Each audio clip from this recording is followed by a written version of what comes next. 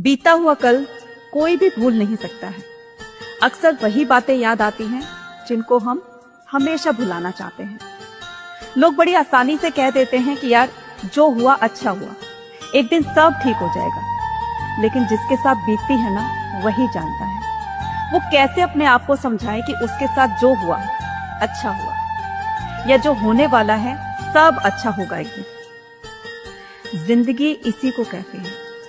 छोटी सी उम्र में ही जिंदगी हमें बहुत कुछ सिखा देती है जिसकी हमने कभी कल्पना भी नहीं की थी। माना कि बीते हुए कल को भुलाना इतना आसान नहीं होता है, लेकिन अब हमें बीते हुए कल को थोड़ा थोड़ा भुला करके अपने आगे के जीवन को अच्छा बनाना है।